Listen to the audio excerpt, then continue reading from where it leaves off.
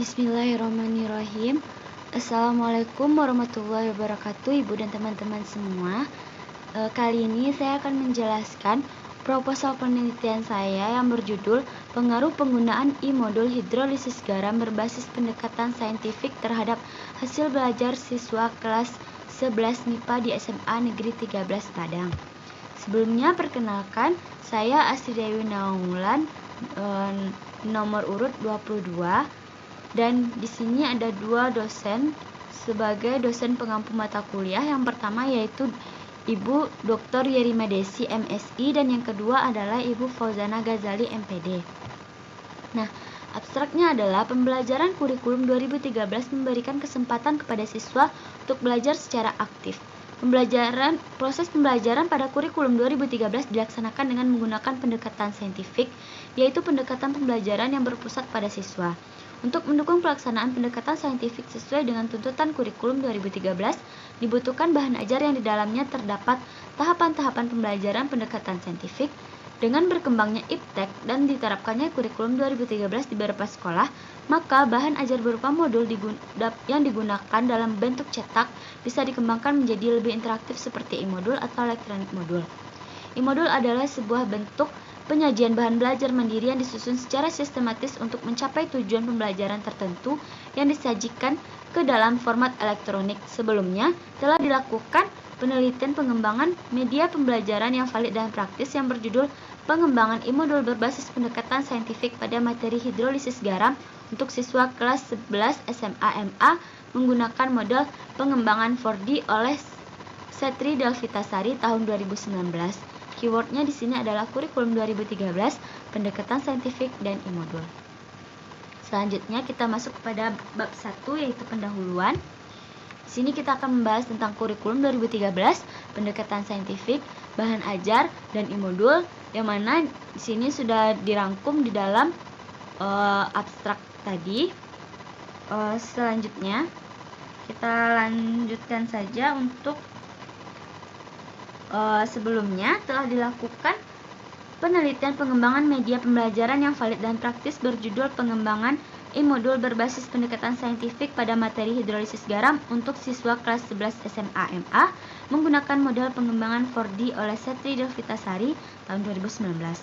Dari hasil penelitian tersebut menunjukkan bahwa e-modul berbasis pendekatan saintifik pada materi hidrolisis garam untuk kelas 11 MIPA SMA MA yang telah dikembangkan memiliki tingkat validitas yang sangat tinggi dengan momen kappa 0,87 dan tingkat praktikalitas yang sangat tinggi dari guru dengan momen kappa 0,88 dan siswa dengan momen kappa 0,88.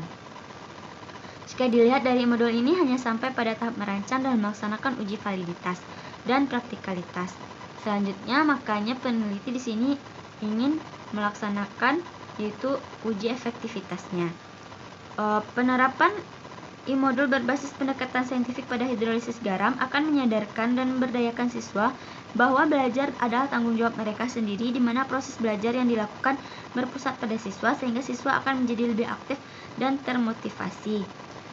Sehingga peningkatan hasil belajar serta memotivasi siswa dalam belajar.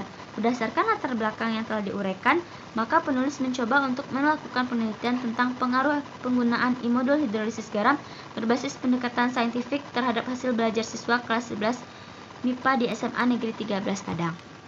Nah, ini adalah identifikasi masalahnya. Yang pertama, kurangnya pemahaman siswa tentang materi hidrolisis garam. Yang kedua, bahan ajar hidrolisis garam yang ada di SMA Negeri 13 Padang belum sepenuhnya dapat menuntun siswa untuk memahami serta menemukan konsep sendiri dalam proses pembelajaran.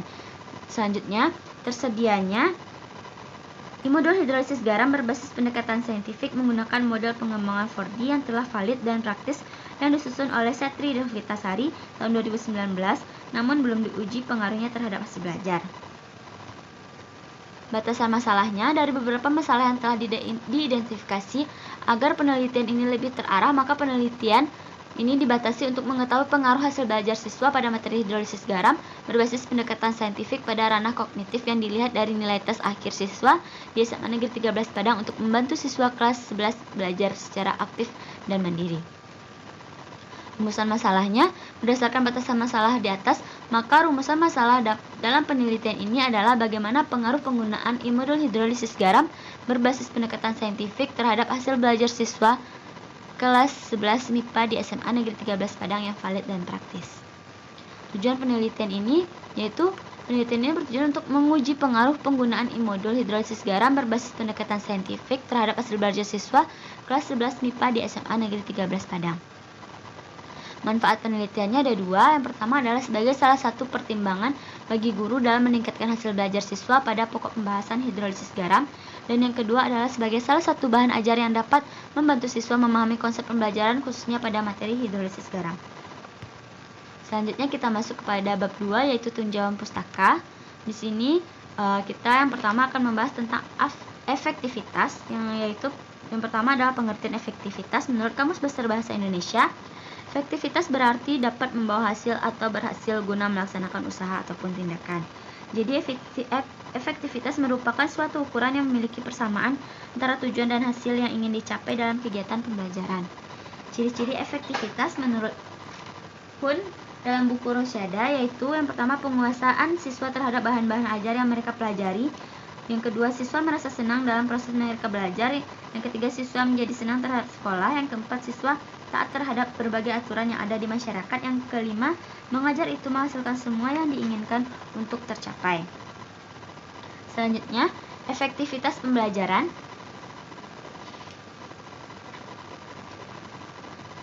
Efektivitas pembelajaran adalah ukuran keberhasilan dari suatu proses interaksi antara siswa maupun antar siswa dengan guru dalam suatu edukatif untuk mencapai tujuan pembelajaran.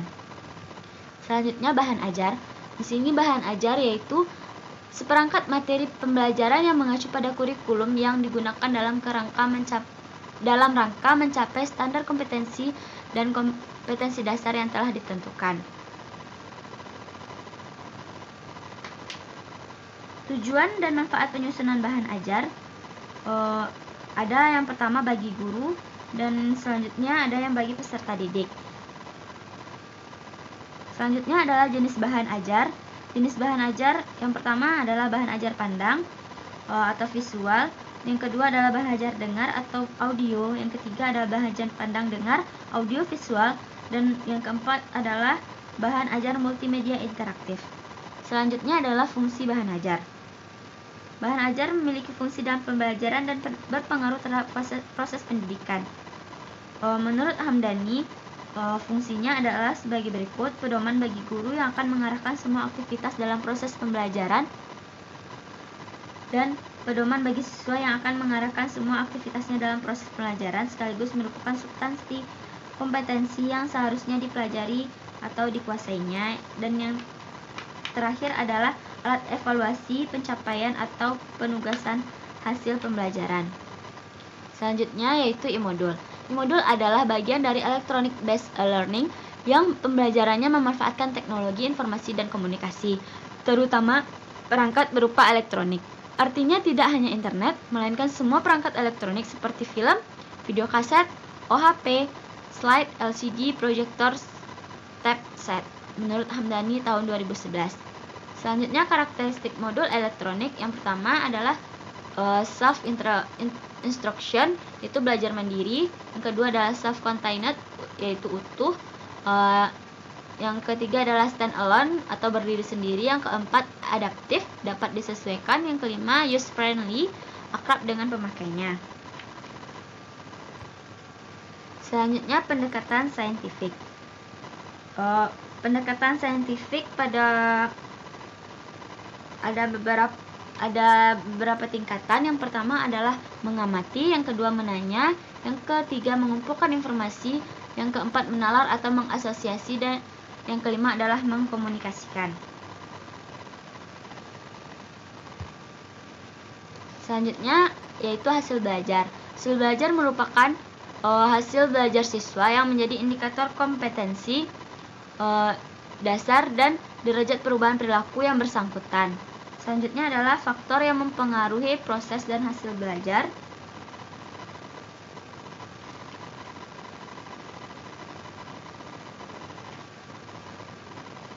Yang pertama Hasil belajar yang dicapai siswa dipengaruhi oleh dua faktor, yaitu faktor dari dalam diri siswa sendiri dan faktor yang berasal dari luar diri siswa itu sendiri.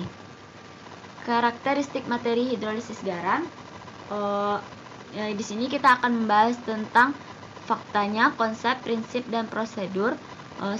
Di mana KD-nya yaitu KD 3.11 menganalisis kesetimbangan ion dalam larutan garam dan menentukan pH-nya, dan yang KD 4.11 yaitu melaporkan percobaan tentang sifat asam basa berbagai larutan garam. Selanjutnya kita masuk kepada bab 3, yaitu metode penelitian. Di sini jenis penelitian yang digunakan adalah penelitian eksperimen semu atau kuasi eksperimen dengan metode kuantitatif. Dan desain penelitiannya ini adalah bagian desain penelitiannya, yaitu yang pertama adalah kelas kontrol. Kita lakukan pretest dengan pembelajaran tanpa e-modul, dan nanti kita pakai dengan hasil akhirnya adalah post-test. Sementara untuk kelas eksperimen yaitu dengan post-test, dengan proses pembelajarannya dengan menggunakan e-modul dengan pendekatan saintifik, dan nanti hasil akhirnya adalah post-test.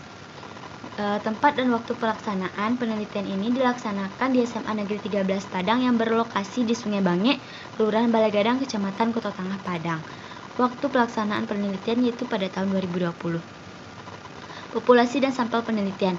Populasi penelitian dalam yaitu seluruh siswa kelas 11 di SMA Negeri 13 Padang tahun ajaran 2019-2020 yang terdiri dari 5 kelas, yaitu kelas 11 MIPA 1, 11 MIPA 2, 11 MIPA 3, 11 MIPA 4, 11 dan 11 MIPA 5. Jumlah siswa secara keseluruhan adalah 150 siswa.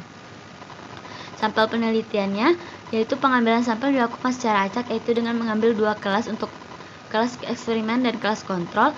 Kelas eksperimen yaitu 11 MIPA 1 sebanyak 31 siswa dikenai perlakuan pembelajaran kimia pada materi hidrolisis garam menggunakan e-modul dengan pendekatan saintifik, dan 11 MIPA 4 sebanyak 29 orang dikenai pembelajaran kimia pada materi hidrolisis garam menggunakan modul dengan pendekatan saintifik untuk kelas kontrol.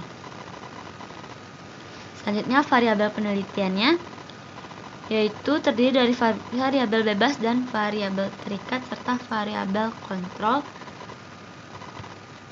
Selanjutnya jenis dan sumber data. Jenis data yang dikumpulkan dalam penelitian ini adalah data primer, yaitu data hasil belajar pretest dan post-test yang telah diberikan. Dan untuk sumber datanya, data yang didapat bersumber dari siswa kelas 11 MIPA 1, maaf ini ada kesalahan penulisan, dan sebagai kelas eksperimen, dan 11 MIPA 2 sebagai kelas kontrol di SMA Negeri 13 Padang. Teknik dan alat pengumpulan data. Teknik pengumpulan datanya yaitu pemberian tes kepada sumber data. Tes yang digunakan dalam pengumpulan data adalah berbentuk pilihan ganda, dan alat pengumpulan datanya digunakan adalah tes pilihan ganda. Reliabilitas menurut Ari Kunto 2015 menyatakan bahwa reliable artinya dapat dipercaya dan diandalkan. Reliabilitas berhubungan dengan tingkat kepercayaan, di mana suatu tes mempunyai taraf kepercayaan yang tinggi sehingga dapat memberikan hasil yang tetap. Selanjutnya adalah teknik analisis data, lalu pengujian hipotesis. Di sini pengujian hipotesis yaitu kita uji hipotesis angketnya untuk hasil belajar.